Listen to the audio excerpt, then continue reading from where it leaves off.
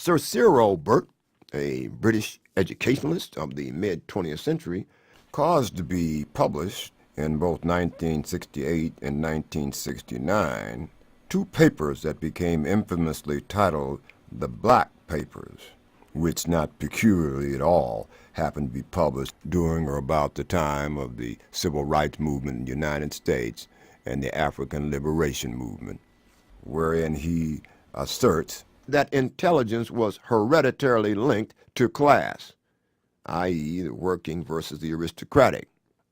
Under Burt's reasoning, only the aristocratic class inherited what he called cognitive intelligence, meaning to be able to think, you see, and the working class a form of monotonous, what he referred to as functional intelligence, meaning they're good to run around and pick up bricks and clean houses, you see, but they can't think. Now, this is going on in Europe, in Great Britain. Therefore, it was necessary to have a bipartite educational system monitored by the practice of what's called streaming. Now, streaming in the United States is what we refer to as the track system. You know, you're in 7th grade and you're in 7-1, 7-2, 7-3, 7-4. And as I say, the streaming is the harbinger of the track system in the United States. That was most prevalent at least during the 40s, 50s, and 60s. I'm sure it exists at some levels more or less today. It was mainly used, as it was coterminously used in Britain, for children between the 3rd grade through the 8th grades. But now I can recall that it even went on into the high school level. Now, it was the Marxist psychologist and educationalist, a most exemplary, Professor Brian Simon of Great Britain, a professor at the University of Leicester and a noted European educational historian, who successfully took on the entire British educational systems and the theories of Sir Cyril Burt to task. By 1957, Burt's theory of inherited intelligence on the basis of class was completely discredited, and consequently the entire educational system of Great Britain came tumbling down with a gargantuan crash. It was replaced by what is now the comprehensive educational system that permits students to free float in their mental development and pursue the education and careers of their choice. Now, you see, for what one might think about the Marxists, it wasn't the Marxists that was trying to keep working class kids from getting a better education. They were the ones leading it out front. It was the elitists, the aristocrats, to whom many people in this day and age aspire, who were trying to keep the working class people from having their children even be able to be in school, except that they were taught probably to collect garbage and to clean chimneys and things of this nature. Didn't even want them to have a shot at a higher education in the professions. Now, in the United States, distributed genetic intelligence did not focus on class, but focused on race. The United States had this so-called Negro problem, you see. Also, there were other minorities, Mexicans and other Native Americans and Asians inhabiting the United States in increasing numbers. Now, at that time, the Asians did not enjoy the newly constructed intellectual admiration of Anglos that they do today, notwithstanding pockets of xenophobia. Such admiration is really more in recognition of East Asia's economic ascendancy. But per usual, it was a myth that the descendants of the originators of civilization, here again, must be arbitrarily designated as genetically inferior in intelligence. However, the racialistic psychometrists, eugenicists, and other purveyors of genetic intelligence on the basis of complexion were soon hoisted in their own petard, because the data on the test results from over 2 million recruits examined in the test I referred to earlier as the Alpha Army test revealed that Northern blacks scored significantly higher than Southern whites.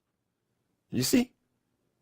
That's just exactly being caught and hoisted in your own petard, because you have made this racial premise that all white people are superior in intelligence to black people. Then you construct an elaborate exam, and then your exam doesn't even bear out your own stupidity. That's exactly what the psychometrics is all about. Here again, yet another racial nexus, as early as the beginning of the 20th century.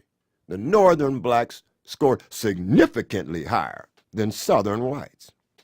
And incidentally, this report appeared in the memoirs of the National Academy of the Sciences in an article titled Psychological Examining in the United States Army, which was edited by Robert M. Yerkes of Harvard University in 1921. So there goes that myth right down the drain, you see. Someone published the real facts, and those facts show that there's no racial correlation in intelligence supremacy predicated upon complexion. Otherwise, there's nowhere in the world that the northern blacks would have scored significantly higher than the southern whites. Now, resultantly, the psychometric racialists were again sent scurrying for yet more ludicrous excuses for the failure of their bigoted assumptions and arguments. Their credibility again destroyed, it was not until the late 1960s that the genetic intellectually inferior argument was raised yet another time by University of California, Berkeley psychologist Arthur Jensen. Now, Arthur Jensen argued in 1969 in an article titled How Much Can We Boost I.Q. and appearing in the Harvard Educational Review in that same year, that his so-called study proved that 80% of intelligence was inherited, and further that such fact accounted for the lesser performance of black pupils. However, in his 1981 text titled Straight Talk About Mental Tests, published by the Free Press in New York, he argued that the difference between black and white children's IQ scores only averaged a difference of 12 points. However, the overriding point is his very own admission that within the same family, ladies and gentlemen, irrespective of color, IQ typically varies between 11 and 13 points. You see, there's that 12-point differential. This is how he has, in point of fact, contradicted himself, because he has acknowledged that in families, irrespective of color, that IQ can vary upward or downward 12 points. Well, if this is true, a person within a given black family could equal the white average IQ. Hence, the genetic inferiority argument on the basis of race is starkly contradicted. Further, and most significantly, Jensen's own data, ladies and gentlemen, which purport to show this great difference between Afro-American and Euro and Asian Americans, starkly reveal the further contradiction in Jensen's thesis, since 34%, ladies and gentlemen, of the Afro-Americans in his own self-proclaimed extensive study scored higher than the average for all whites. And as Professor Richard T. Schaefer remarks in his fourth edition of the classic text titled Racial and Ethnic Groups, published in 1990 by Scott Forsman and Company, and I quote, "To base any type of judgment or placement in schooling or counseling for the future job on the alleged link between race and IQ would be foolish as well as unscientific. Such judgments would lead one to mistakenly select a person from a so-called superior group who actually is less able to perform than a person from an imputed inferior group." Now, if you want to read further text that annihilate the myth of race and IQ, then I highly recommend the exquisite works by the fabled professor and internationally renowned anthropologist Dr. Ashley Montagu, a monumental mind of the 20th century, titled A Statement on Race, published by the Oxford University Press in London in 1972, which treats the UNESCO statement on race and racial prejudice, as well as a text he edited titled Race and IQ, Oxford University Press in London in 1975, which is an anthology, ladies and gentlemen, of articles that eradicate the notion and theories that intelligence is 80% inherited and that there are innate differences among the races in intelligence. And for a consummately argued work on the actual societal factors that deprive both the poor and African Americans from higher educational performance, I advise you to read William Ryan's text titled Blaming the Victim, revised edition published in 1976 by Random House here in New York. All of these exquisite texts remain completely germane to the issue of race and IQ today. Jensenism, as it had come to be termed, is essentially repackaged theories discredited under the reign of Sir Cyril Burt in England. Now, for want of scientific credibility, Racialistic eugenicists and psychologists find it necessary to retreat to the halls of some predetermined sympathetic academy for a generation or so before they again spew their intellectual apocrypha. Also, they appear to exercise remarkable aplomb for exploiting periods of great social fomentation and division in furtherance of their psychometry. Now, here again, it's interesting to note that Jensen himself was not credentialed as a geneticist. This is yet another illustration of how the purveyors of these theories of biologically superior and inferior people come up wanting on their expertise. During his arrival in Great Britain, this fact loomed largely in the critique of his work. Professor Liam Hudson, professor of educational sciences at the University of Edinburgh in Scotland, accused Jensen of systematically misinterpreting, quote, published evidence, unquote, in an effort to prove his thesis. Now, as I say, there seems to be a tendency for these racialists to come out whenever there's some socially disturbing news going on, seizing a period in society of massive social discontent and disaffection is one of their primary modes of operation, most particularly throughout Europe and in the Americas. They did so during the justification of the European forays into the New World in Africa, and again during the great slavery debates in Hitlerian Europe, during the establishment and maintenance of segregation and apartheid down through the contemporary educational racists of the day. So we see that these racialists have a tendency to surface and be provocateurs when the vast number of people need what we call a whipping boy or an excuse to oppress another group. And Jensen was very, very adroit at that, and that has been the history, and quite frankly, that's the history of Murray and Herrnstein in their book, The Bell Curve. They did this very same thing. When society's all disenchanted with so-called crime and welfare and any other thing that they can whip up to blame the minorities, you'll see somebody coming out with a textbook that says, oh, well, these are mentally inferior people anyway, and there's nothing you can do to help them. Now, Jensen stands foremost among these inveterate apostles of genetic inferiority of the minorities, and to some lesser extent of the working class of whites.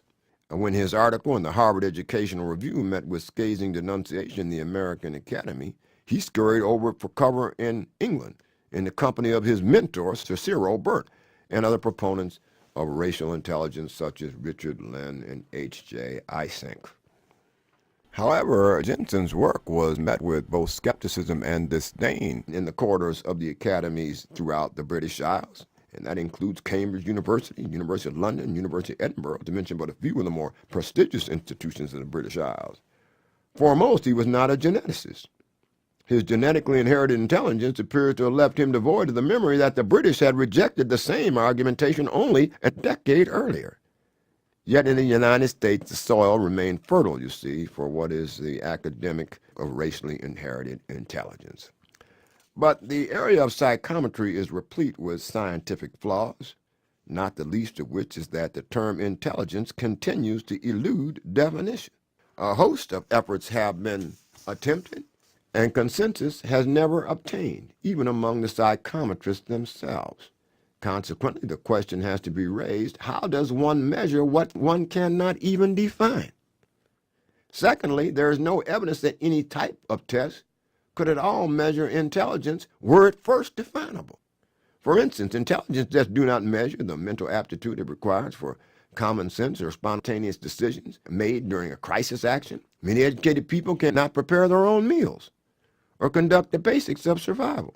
What seems most likely, ladies and gentlemen, given this historical context, is that the inquiry into who is intelligent and who is not remains a subjective and arbitrary ascription of the designers of these tests and reflects the arbitrary assumptions of a dominant elite.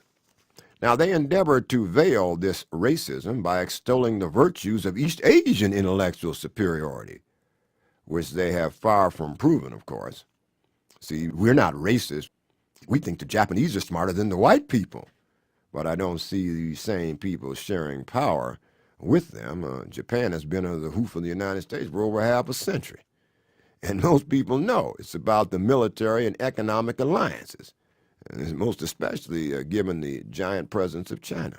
Of course, Asians, ladies and gentlemen, are as mentally capable as any of the groups within the human collective. but not on the basis of color or some trumped-up aptitude test given to educationally elite in East Asia or anywhere else, or lends itself to the notion of innate intellectual superiority. Most Asians don't believe that themselves. These are racialists running around here ascribing these particular abilities. So you just cannot listen to these uniracialist lectures, ladies and gentlemen. You must go out and be a uniracial activist. Every single day, you must sit and discuss these things with your children and with your other family members, with the institutions that you participate in every day. You must have the courage, ladies and gentlemen, to stand up for truth. Remember, ladies and gentlemen, justice is not present where the truth is absent. And one is constrained to comprehend how societies, and most particularly in the United States of America, for instance, that arbitrarily proclaim themselves to be the greatest in the history of civilization can simultaneously be aficionados of the absurdity that is multiracialism. These same societies reverently adhere to the scientific perversion and abandonment required to justify the multiracial caste system. Science is cast to the wind in favor of political tyranny and personal expediency.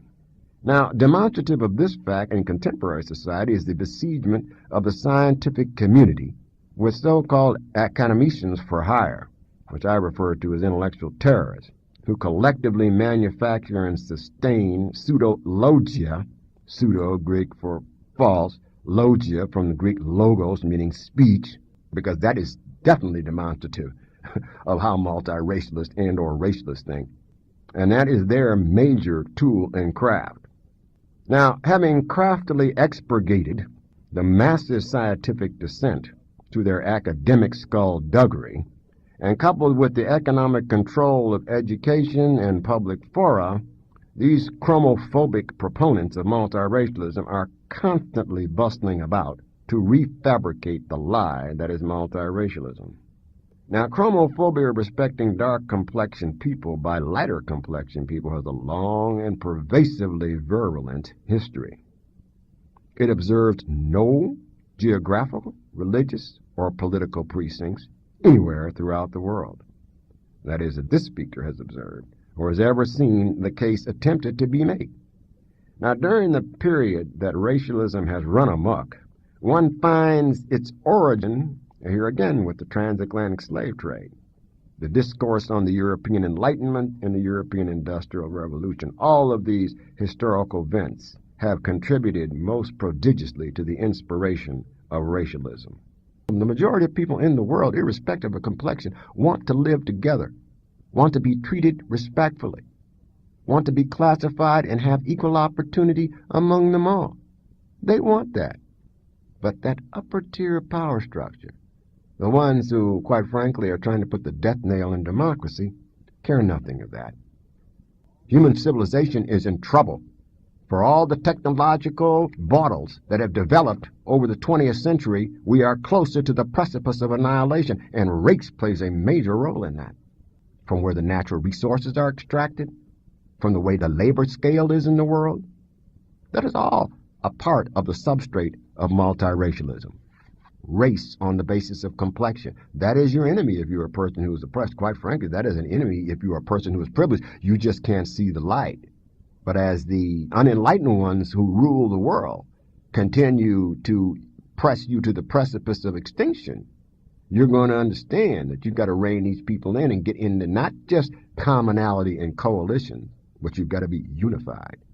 And that starts with a basic recognition of us all that none is entitled to the accumulation of privilege, to the deprivation of billions.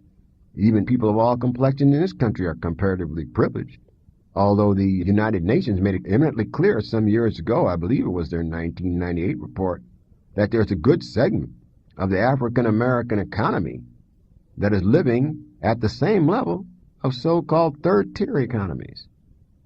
And third-tier economies we find in, of course, the most economically destitute in the regions which are most afflicted with disease. This is what the United Nations said about a portion of the African American and Afro-Latino community. And I do say Afro-Latino because they're nothing more than Spanish-speaking African Americans. That's exactly what they are. And that is what their history sustains. And that is exactly what Simón Bolívar said. at his conference in the late 1800s. People would say, well, what color are we? What people are we? He said, what are you talking about? We cannot be white people. We cannot be European people because the people who discovered us were not white people. And who was he speaking about? The Spanish and the Portuguese. And why weren't they white people? Because the Moors had so dominated and miscegenated the entire European continent with respect to that portion of it and in as far as Italy, that there was no such thing as a purebred so-called mythical white person. Simón Bolívar knew this.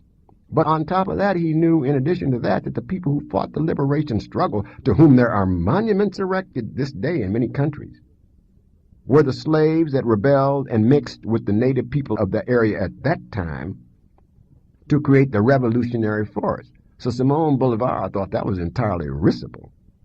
But you see, today, with the consecration of whiteness and the traducement of blackness, people want to escape their true identity. I can't think of a society who's given so many miraculous things and has the capability to give so many more miraculous things to the world that won't abandon apartheid. Multiracialism is apartheid. Placation among the so-called races under the multiracial classification system will never work. It's worse than a pipe dream. It's a cruel hoax on the future of our children, the future of civilization. You must rid the world of this diabolic. And you do that by going into your schools and defending the right of knowledge to be taught, as opposed to mendacity. Knowledge and indoctrination are not the same things. Don't let your mind be putty in the hands of people who think as demonically as multiracialists. And quite frankly, that is not hyperbole on my part to say demonically, because you can see how it's played out. It has a track record over the centuries that this little theory has obtained. People's bodies being drugged behind cars until they're dismembered. People shooting and blowing up one another. Bombing of churches. Multiracialism has a pernicious history. It is valuable for you to do your homework to understand the evils of racialism. You're not going to do that by supporting multiracialism because it's a construct that's designed to get into privilege. You have to be, as I had to be, deprogrammed from the notion that multiracialism will work, because the hoax is we shall overcome. Well, if we're going to overcome to what? Martin Luther King wasn't talking about overcoming to the point where the black man was equal to the red man, was equal to the yellow man, was equal to the white man. Even El-Hajj Malik El-Shabazz, after he made the pilgrimage, he came back enlightened. He was casting off all that racialism. He knew it was goofy. He was a uniracialist. He didn't get time to write on it because his life was truncated. But you can tell if you read his later perspective that he was a uniracialist. Oh, he was not naive. He was aware of the oppression on the basis of complexion or the multiracial caste system. But that's where he was headed, to the universal truth that many of the ancients even knew. How is it we can sit here having inherited all of the knowledge of the continuum that is civilization and just say, well, we're not going to follow that. We're going to do it our way. Who are you? You stand on the shoulders of the people that one day you thought were ignorant. You call these same people from whom you inherited civilization ignorant. And we can just cast that kind of knowledge to the wind because we want to have time to hate our neighbor? It's an absurdity. And believe me, all those who have gone on before us must be quite disconcerted by virtue of the fact that over the last 500 years, humanity has not gotten its act together. But I want to say this to the multiracialists, most particularly those who assume that they are in privilege. This is from Buell Gallagher. He's a Christian theologian from the College of the Pacific. And Buell Gallagher sends it up to all those who are sitting and braying on their chest that they are the lords of the earth. He states, if at this present moment of history, the Northern European cultures stand taller and their people see farther than those of any preceding generation, it is in large part because the Caucasian today stands on the accumulated achievements of all of these others who have gone before and who have built into the structure of civilization stones which are the foundation of the later superstructures. Civilization is an accumulative process in which the latecomer is the heir to the achievements of his precursors.